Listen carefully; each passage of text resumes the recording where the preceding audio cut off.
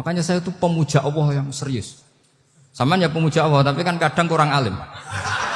Saya ini pemuja Allah serius. Saya itu kalau ngaji, ya ngaji biasa belajar, itu sering nangis seneng. Misalnya sahabat itu cara berpikir Quran itu beda. Sehingga saya ini cerita ke cucu-cucu Mbah Siddiq karena ya nasabnya sama sampai saya karena sama-sama sampai Mbah Sambu. Bedanya keluarga saya lewat Mbah Abdul Azim, kalau yang keluarga sini lewat namanya Mbah Yusuf. Itu saudara sama Mbah Abdul Azim sama-sama sampai Mbah Sambu. Tapi keinginan saya tentu bukan sekedar silaturahim gagah-gagahan diceluk Gus. Celuk Gus repot. Nak ora alim ra pantes. Nak beling ra pantes. Salam templek 1.000 jaluk swarga. Aduh. Tuhan kok mentalane 1.000 jaluk. Kamu nginep di hotel 100.000 itu tidak cukup, apalagi untuk bayar apa? Surga. Itu enggak sopan sekali. 1 juta ya enggak bisa itu. 100 juta juga enggak jelas juga. Terus sampean mendingan enggak usah salam templek. Malah enggak mungkin masuk surga kalau.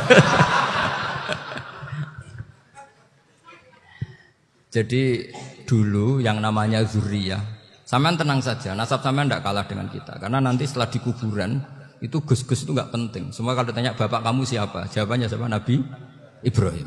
Sudah parmin parlan hilang semua, sudah aman pokoknya nanti. Karena kalau nanti ditanya malaikat bapak kamu siapa, jawabnya Nabi siapa?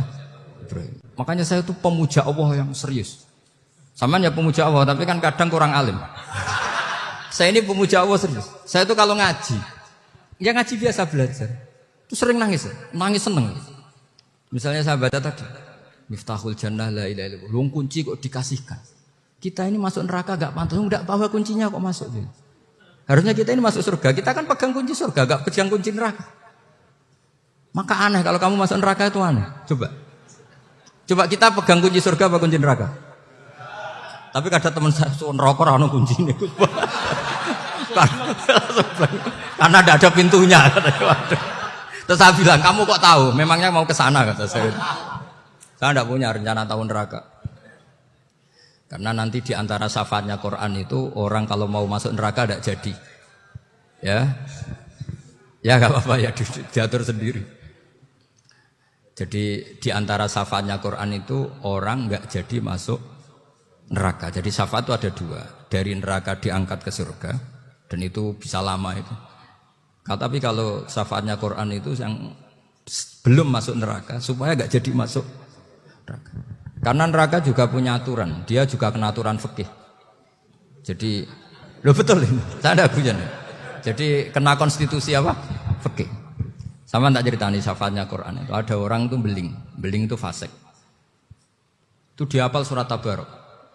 Hafal betul. Tabarakalladzi biyadihil mulku wa huwa ala kulli syai'in qadir alladzi khalaqal mauta wal hayata. Pertanyaannya gini, boleh enggak orang menginjek surat Baqarah? Boleh enggak? Enggak. Padahal orang hafal Quran itu artinya ayat itu ada di hatinya. Fa inna wa ta'ala la yu'adzibu qalban wa al-Qur'ana.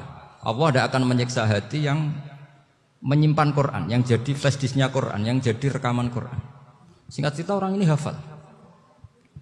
Pas ketemu Mungkar Nakir prosedur kan, ini orang fasik mau diantemin sama Mungkar Nakir. Prosedur ya, dia kan prosedur standar. Si surat Tabarok akhirnya menjelma jadi seseorang yang gagah berani. Kamu nggak boleh nyiksa orang ini. Saya ini kalamullah. Kalau kamu nyiksa dia berarti nyiksa saya. Kamu berani sama kalamullah. Wah ya tidak berani jadi Mungkar Nakir. Tapi orang itu nakal, harus saya gebukin. Tapi kata Quran tadi, tapi saya di situ pasti kena saya. Oh debat, nggak ada lajnahnya ini nggak ikut. Kalau Gus Wirjon ikut jadi lajnah.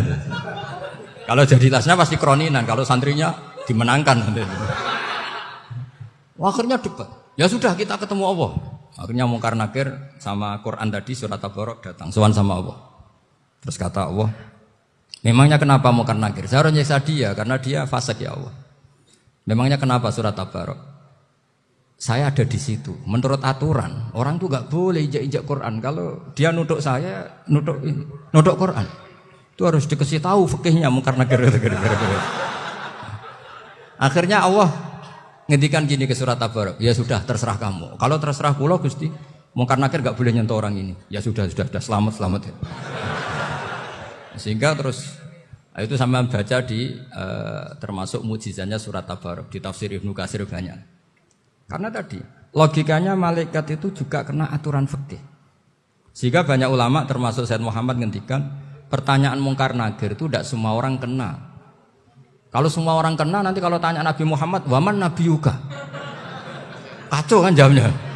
Nabi kamu siapa? Lu saya ini nabi. Ya kan? Lah nanti kalau pas ketemu Nabi Ibrahim, waman abuka? Jadi repot kan? Makanya ada kiai yang guyon kalau ditanya, marab buka? Saya ini guru tauhid sembrono. Saya ini ngajar Ummul Baroin, kamu tanya marab buka? Masyhur itu keramatnya Imam Malik itu. Ada Ashabu Malik, rajulun min ashabi Malik. Beliau ditanya mungkar nakir marab buka manabiuka. Imam Malik datang, ini seumur-umurnya itu ngajar tauhid.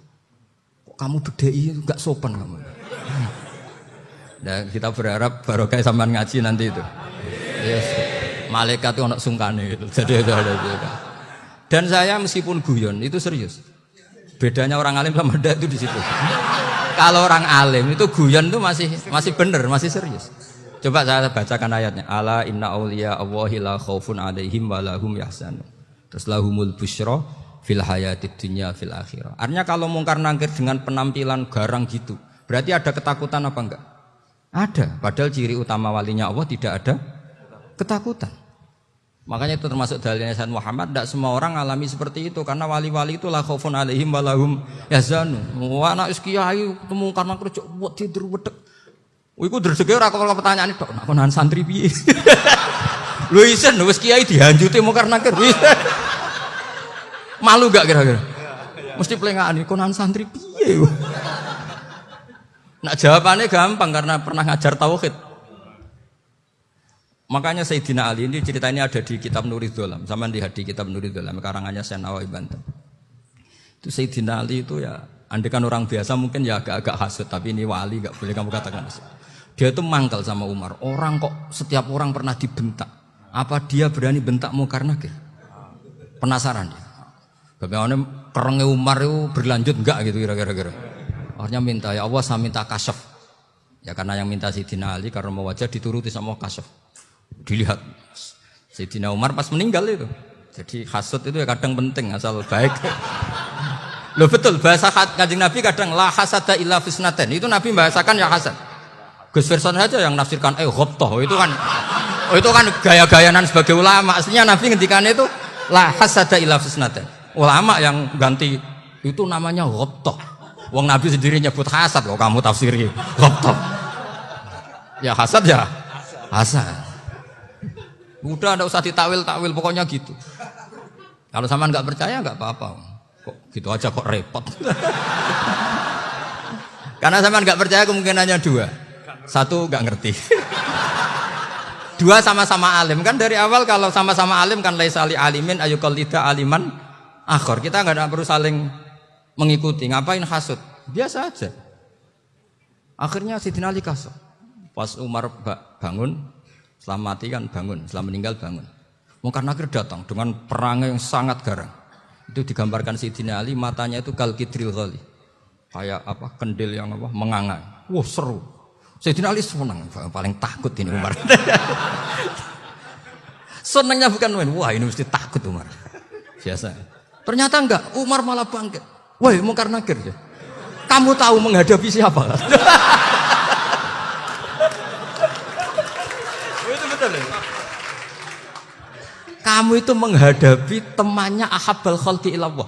Yang diandalkan temannya bukan dia. Kamu tahu yang kamu hadapi, saya ini teman kekasihnya Allah. Jadi boleh kamu mengandalkan Mbak Virjon. Tapi nanti resikonya mungkar nakir tanya, itu Virjon siapa?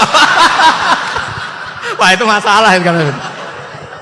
Makanya syaratnya wali itu harus ma'rufun fis sama. Di langit sudah populer. Makanya dulu ada orang yang saking seninya Abdul Qadir ditanya apa saja jamnya Abdul Qadir Al-Jilani itu aman karena beliau populer. Makanya program kita harus populer dulu di langit. Itu nanti kalau dicatut oleh santri-santri nggak apa-apa. Kalau nggak populer nanti ditanya, itu siapa? Masalah ini.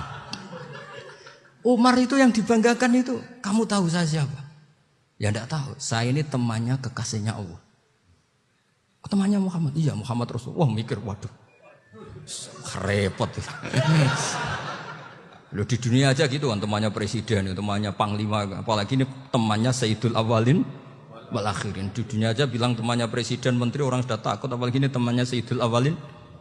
Yang karena terus konfirmasi sama Allah, gimana ya Allah ini ngadepi. Sebetulnya diadalkan itu temannya, bukan dia. Wah, akhirnya sama Allah dibilang, ya bu, ya sama seorang seperti itu bu yang sopan.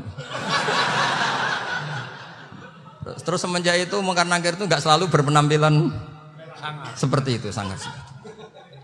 Jadi semoga itu konsisten sampai nanti. Jadi kamu kalau ingin nggak takut Mungkar